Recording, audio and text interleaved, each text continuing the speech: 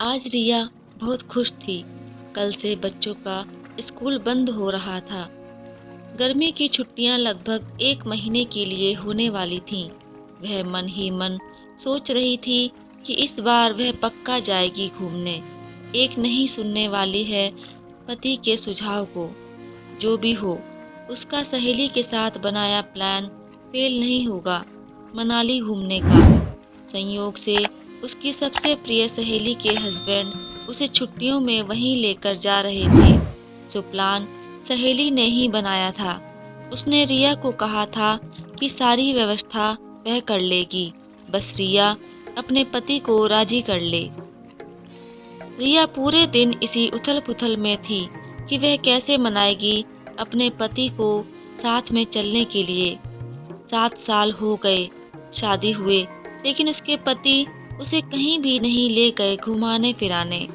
हर बार एक ही बहाना, अब की बार रहने दो, अगली बार जरूर चलेंगे। कहते कहते 2 से 4 हो गए, पर शुभ मुहूर्त नहीं निकला कंजूस कहीं का। फोन की घंटी बजी। रिया दौड़कर फोन के पास गई। हेलो। फोन पर पति की आवाज़ सुनकर चहकते हुए बोली, हाँ हाँ ठीक है, मैं फ़ोन पर कुछ नहीं सुनने वाली। आप आज जल्दी घर आइए, एक खुशखबरी सुनानी है आपको। पहले मेरी बात तो सुनो, मुझे एक ज़रूरी काम से हेड ऑफिस जाना है। मैं थोड़ा लेट हो जाऊंगा, तुम बच्चों के साथ खाना खा लेना। रिया कुछ बोलती उसके पहले ही फ़ोन कट गया। वह एकदम से झल्ला गई। पैर पटकते वह किचन में चली गई। बर्तनों पर अपना गुस्सा निकालने लगी। साथ में बड़बड़ाते हुए बोल रही थी, मेरा तो नसीब ही खराब है जो ऐसे पति से पाला पड़ा है। इनका तो बस एक ही दिनचर्या है, ऑफिस से सीधे घर और घर से सीधे ऑफिस। खुद तो कोई शौक है नहीं, मेरे भी सपने कुचल कर रख दिए। इस बार मैं नहीं मानने वाली, जाना है तो जाना है बस। शाम को वह अपने दोनों बच्चों को पढ़ाने के लिए बैठ गई। तभी सहेली का फोन आया। वह पूछ रही थी कि क्या प्लान बनाया है जाने को लेकर।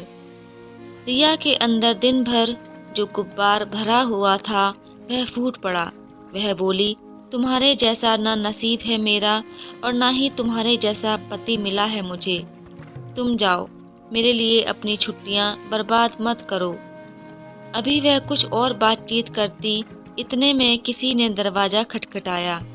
अनमने से उठकर उसने दरवाजा खोला। सामने मुस्कुराते हुए पति महोदय ने कहा, तुम्हारे और बच्चों के लिए एक सरप्राइज है। जल्दी से एक कप चाय पिला दो, फिर बताता हूँ। रिया मन ही मन खुश होने लगी। लगता है जो मैं सोच रही हूँ ये भी शायद वही सोच रहे हैं। इस बार पक्का हम कहीं ना कहीं जाएंगे। उठकर किचन में गई और पति के लिए चाय बनाकर ले आई और फिर इंतजार करने लगी कि कब वह बताएंगे क्या है सरप्राइज। हाँ रिया, तुम कहती थी ना कि बच्चों के कपड़े ज़्यादा हो गए हैं, उन्हें रखने में परेशानी होती है, तो मैंने एक बड़े साइज का स्टोर बेल ले लिया है। कल सुबह दुकानदार पहुंचा जाएगा। अब बच्चों के कपड़े बिछावन पर बिखरे नहीं रहेंगे। सुनते ही रिया आपे से बाहर हो गई। यही सरप्राइज था आपका? भाड़ में गया आपका स्टोर बेल, मुझे नहीं चाहिए। गुस्से से उठकर पैर पटकते हुए जाकर अपने कमरे में बंद हो गई। बच्चे भी सहम गए। बेचारे माँ का रौद्र रूप देख रहे थे। उन्होंने ही बताया कि मम्मी की सहेली ने घूमने का प्लान बनाया है। मम्मी भी जाना चाहती हैं। आप हमें ले जाएंगे क्या? बेचारे पति को सब माजरा समझ में आ गया था। उसने बाहर से बहुत समझाने की कोशिश की, पर रिया ने कमरे का दरवाजा नहीं खोला। बच्चे भी बिना खाए पिए सो गए और वह भी बिना कपड़े बदले ही उनके बगल में सो गया। सुबह रिया की आंख खुली तो सुबह के 9 बज रहे थे। वह कमरे से बाहर निकलकर आई, चारों तरफ नजर दौड़ाया। सन्नाटा पसरा हुआ था। बाहर कमरे में आकर देखा तो बच्चे अभी भी सो रहे थे, लेकिन उसके पति दिखाई नहीं दे रहे थे। उसने सोचा या तो दूध लेने गए होंगे या फिर बाथरूम में होंगे। वह लौटकर अपने कमरे में जाने लगी। तभी दरवाजे की हैंडल में एक कागज फंसाया हुआ देखा। मन तो नहीं था, फिर भी खोलकर देखने लगी। कुछ ही देर में वह वहीं पर नीचे बैठ गई। कागज में उसके पति ने लिखा था, रिया, दूसरे शहर में मेरी मीटिंग है, सो जाना जरूरी था। मेरे पास जो भी जमा पूंजी थी वह बाहर वाले कमरे के बिछावन के नीचे रख दिया है।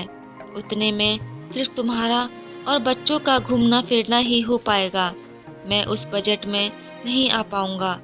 मेरे हिसाब से तुम बच्चों के साथ आराम से घूम कर आ सकती हो। साथ में सहेली है ही।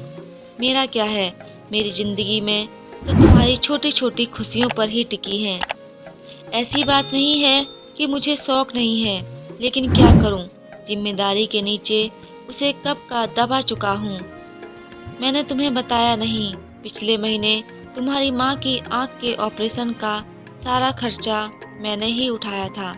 मैंने सोचा घूमने से ज्यादा जरूरी है माँ की आंखें, जिससे उनकी दुनिया में उजाला हो जाए। माँ को मैंने ही मना किया था कि तुम्हें नहीं बताए। मैं बेटा नहीं हूँ तो क्या हुआ, दामाद भी तो बेटे जैसा ही होता है। तुम खुश रहो, उसी में मेरी खुशी है। बस दुख इस बात का है कि 7 साल साथ रहने के बाद भी मैं अकेला हूँ। रिया की आंखों से आंसुओं के धार बह रहे थे। कागज के साथ साथ उसका मन भी गीला हो रहा था। वह अपराध बोझ से भीगी जा रही थी और सोच रही थी, मैंने इतने सालों में अपने पति को समझ नहीं पाई कि कितना ख्याल रखते हैं पूरे परिवार का, और मैं किस्मत को दोष देती थी, जबकि मैं बहुत किस्मत वाली हूँ जो मुझे इतना ख्याल रखने वाला पति मिला। और आखिरकार उसने अपना मनाली घूमने का इरादा त्याग दिया और अपने परिवार के साथ खुशी खुशी बच्चों की छुट्टियों का आनंद लिया। दोस्तों, कहानी कैसी लगी कमेंट में जरूर बताइएगा, और अगर आप चैनल पर नए हैं तो चैनल को सब्सक्राइब जरूर कीजिएगा।